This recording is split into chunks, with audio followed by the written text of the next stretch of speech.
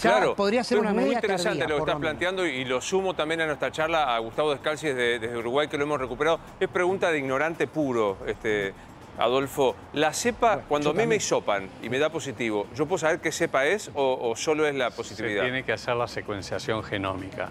Entonces, la Argentina está empezando ahora a hacer mucha mayor secuenciación genómica de los casos positivos.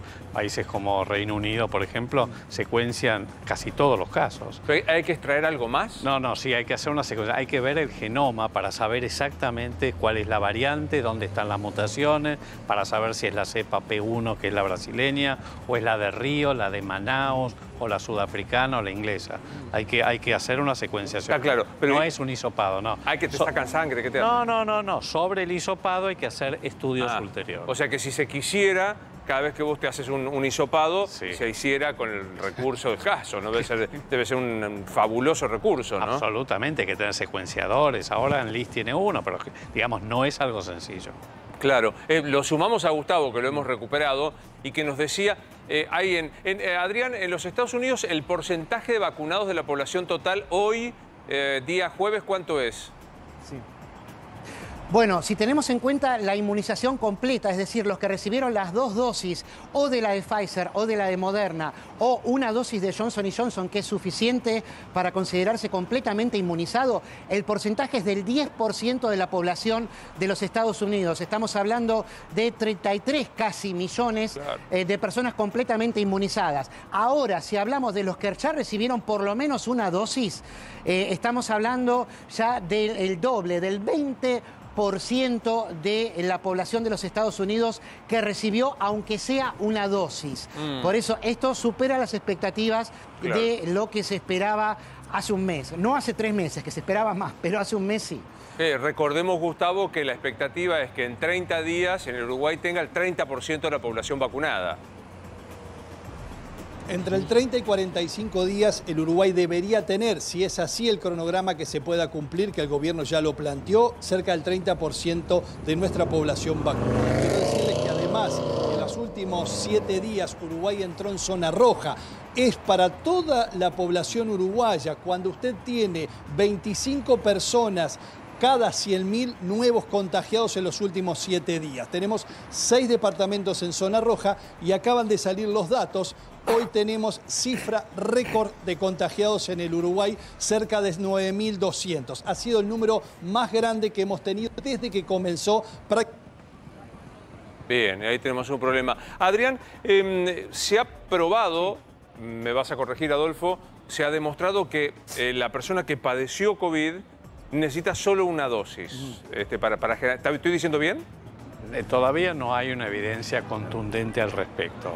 Hay algunos estudios donde pareciera que confiere suficiente protección como para necesitar una dosis y con eso rebota la protección inmune. Pero todavía no hay evidencia suficiente para poder certificarlo de manera federal. Incluso hay un estudio local, pero que es muy chiquito. Es chiquito. No, digo, porque la pregunta sería, ¿cuántos enfermos hemos tenido hasta ahora? Más de 2 millones en la República Argentina.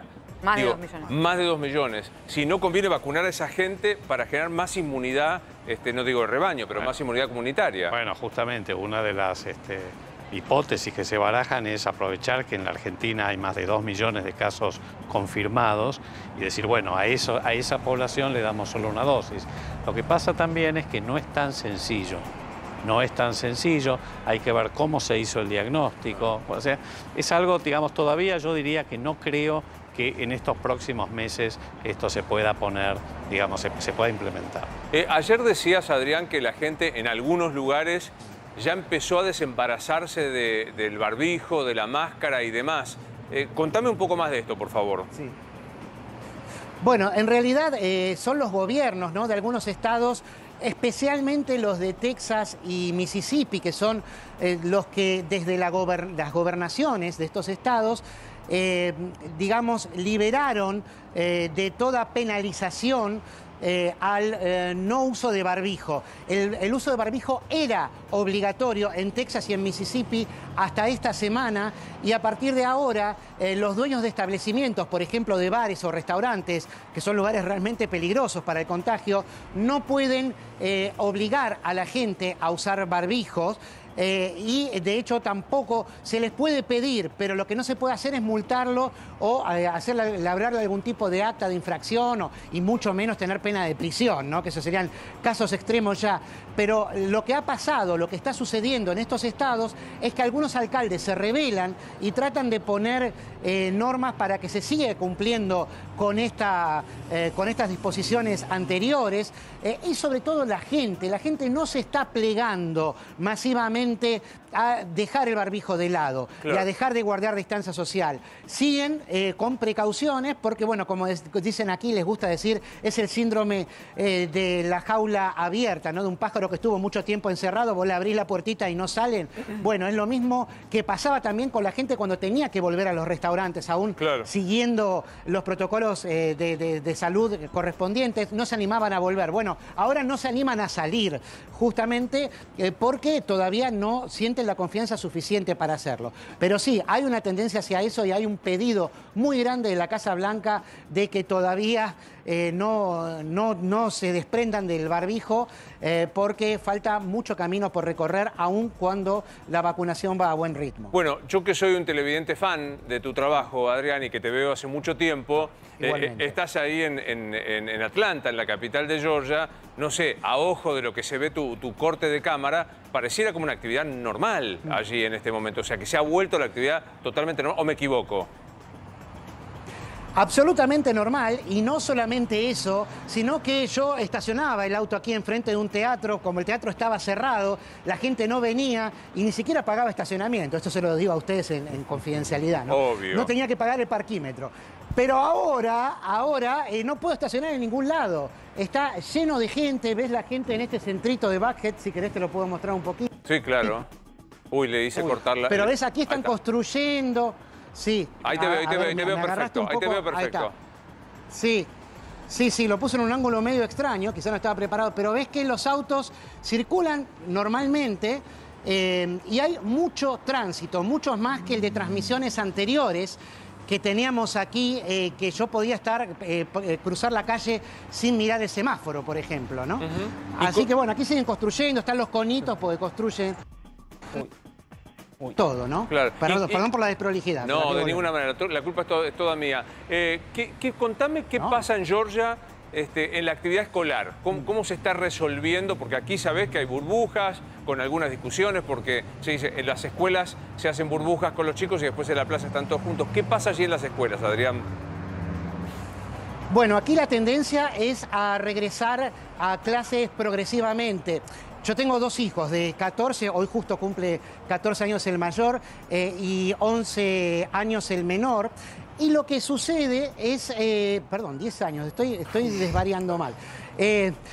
Lo que sucede es que desde septiembre empiezan a volver gradualmente a clases los chicos de manera presencial. Aquí se estimuló mucho el regreso a clase presencial, primero con precauciones extremas, con burbujas, con protocolos parecidos a los que vi que se daban en la ciudad de Buenos Aires, pero esto ya se daba en septiembre.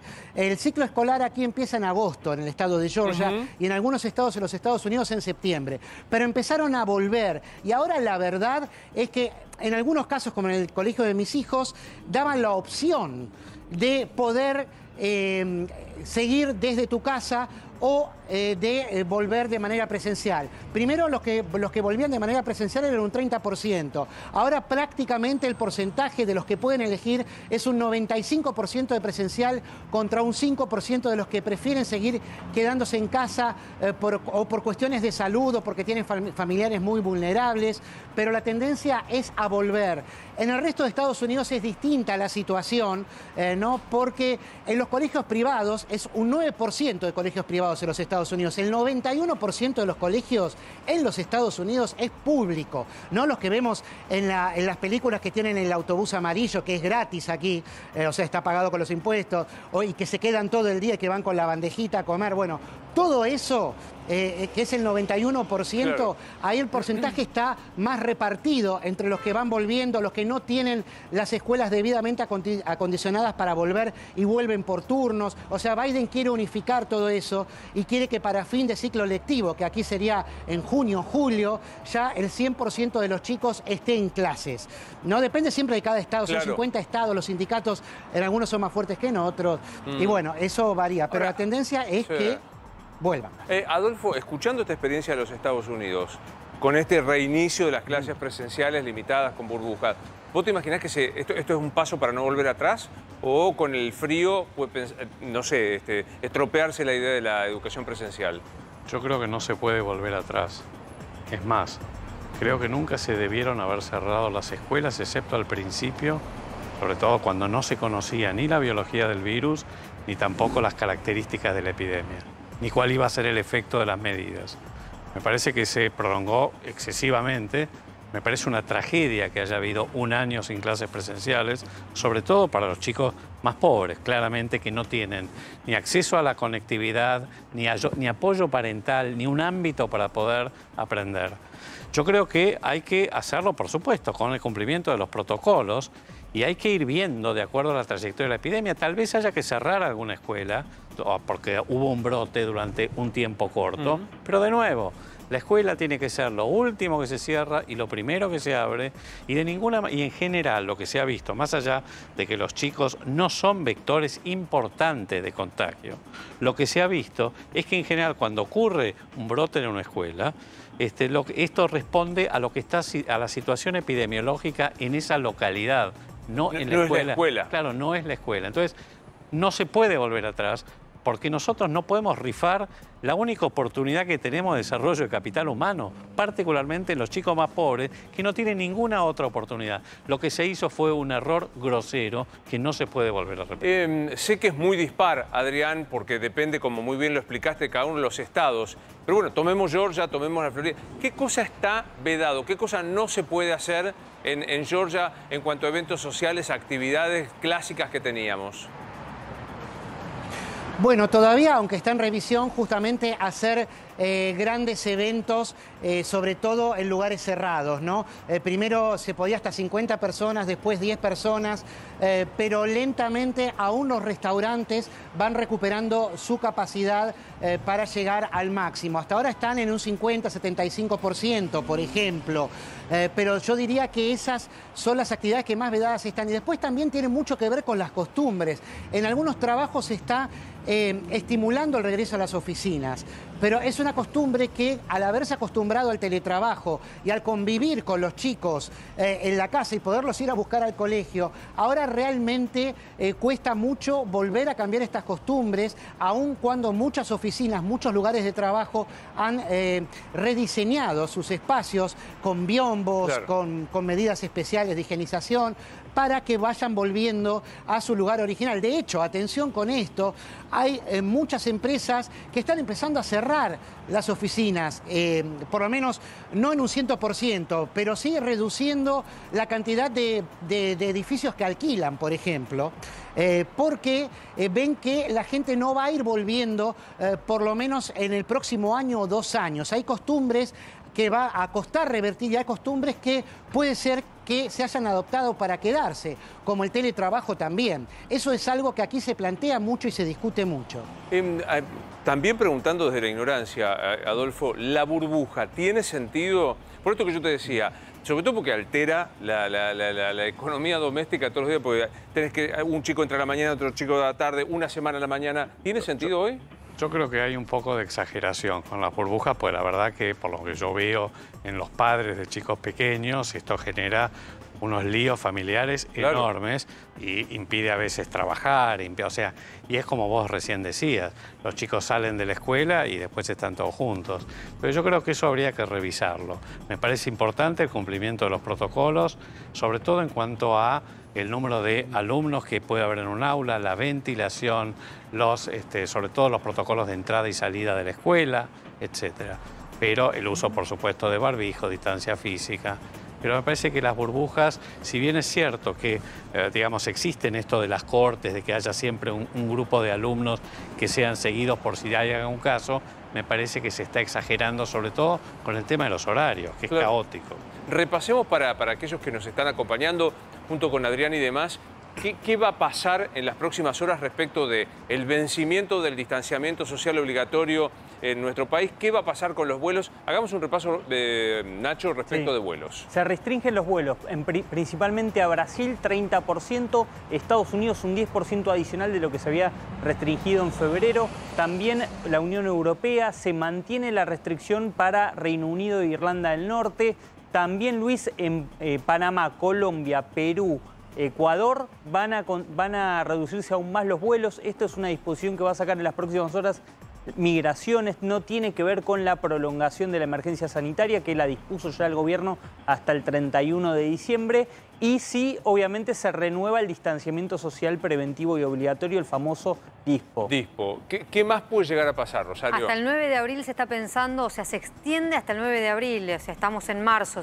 ¿Por qué? Por justamente lo que está pasando alrededor de los países. Y deja abierta la posibilidad de que sean Migraciones y la ANAC la que dispongan las frecuencias de los vuelos. ¿Por qué? Porque hasta hoy estos son los países problemáticos, pero en las próximas semanas, incluso antes del 9 de abril, puede haber nuevas restricciones en nuevos países e incluso esta frecuencia del 30% de reducción, del 10%, puede ser aún mayor. Claro, totalmente. Adrián, ¿qué pasa con la actividad aérea en los Estados Unidos? ¿Cuánto de regularizada está? Bueno, todavía no está al 100% ni mucho menos, pero la gente ya ni siquiera momentos más crudos de la pandemia, como fue el caso de Acción de Gracias, recordemos a fines de noviembre, o también lo que aquí fueron las vacaciones de invierno, que incluye también a la Navidad y a la fiesta de fin de año, donde llegó a volar aquí en toda la semana de las fiestas 9 millones de personas, o sea que es un porcentaje que es un poco más de la mitad de lo que había volado el año pasado, pero la gente sigue tomando aviones y hay mucha preocupación, por ejemplo, con fechas como estas. Ahora estamos en el llamado Spring Break, ¿no? Que es como el recreo de primavera de los chicos. Los chicos tienen una semana de vacaciones en primavera y distintas autoridades, sobre todo el doctor Anthony Fauci, les pidió que por favor traten de no irse del estado en el que están, de no irse demasiado lejos, de no irse, sobre todo cuando se van de Spring Break. Los chicos son generalmente adolescentes, claro, ¿no? O que ya están terminando el colegio, que salen a tomar y ahí es donde se descontrolan y la situación justamente se va de control y entonces sigue aquí volando, pero fíjate que el lobby de viajes como la US Travel Agency, la agencia general de viajes, el sindicato de viajes, digamos, de acá, justamente, por ejemplo, hizo lobby para que no se aprobara la temida cuarentena obligatoria de todos los que vienen aquí a Estados Unidos desde el exterior. Es una pregunta recurrente que a mí me hacen porque cuando Biden, el 20 de enero al asumir, firma varios decretos, uno de ellos era justamente el de asegurar el PCR obligatorio de todos los viajeros que vienen aquí a los Estados Unidos y también el de hacer una cuarentena obligatoria de una semana, que primero, que Biden siempre quiso que fuera obligatoria, pero que no hay manera de implementarla legalmente por no existir una estructura donde se pueda vigilar el comportamiento de un viajero que llega aquí. Entonces, hasta el día de ayer, mirá, hay gente que me viene discutiendo que la cuarentena aquí en los Estados Unidos es obligatoria y no, es recomendada. Bien. Se lo recomienda especialmente a la gente, se le pide que lo hagan, pero no se hace de manera obligatoria. Por eso te digo que hay mucha presión por parte del sector turístico aquí para que las restricciones se vayan levantando paulatinamente. Adrián, como siempre, un placer. Te dejamos un saludo desde Buenos Aires. Por favor, el placer es mío. Hasta luego. Adolfo, para todos. A este ritmo, ¿cuándo va a haber una vacunación? No sé, personas mayores de 18 años sin comorbilidades. ¿Cuándo se va a concretar esto? Mira, más o menos la población objetivo estamos entre 30 y 32 millones. Y estamos pensando en 2 dosis, excepto, bueno, la vacuna de Janssen, que supongo que va a llegar al mercado aquí también. Tiene una sola dosis. Pero supongamos 2 dosis. En principio estamos hablando de 65 millones de dosis. Así que ya con eso puedes tener una idea. Si nosotros quisiéramos que un 30% de esa población, que es la población más vulnerable o más expuesta, estuviera vacunada para la llegada de la segunda ola, supongamos que en 4 meses se pudiera completar, como había dicho el exministro Ginés González García, nosotros necesitaríamos tener más o menos entre 20 y 25 millones de dosis. 20 y 25 millones de dosis. En 4 meses estamos hablando de 6 millones por mes. Estamos hablando de 200.000 por día. Hoy estamos, en el mejor de los casos, con, bueno, hoy creo que comentabas que hubo 50.000. No tengo ese dato, pero el promedio que tenemos desde que comenzó la campaña, de acuerdo al monitor, es de 25.000 por día. Claro. Ponele que ahora estamos un poco más acelerados. Pero aún así, el esfuerzo es monumental para poder vacunar al 30% y por lo menos mitigar el impacto de la segunda ola sobre las muertes y las complicaciones en la población más vulnerable. O sea, para vacunar a toda la población objetivo probablemente no lleguemos ni siquiera con todo este año. Gracias como siempre, un placer verte. Gracias a vos. Hay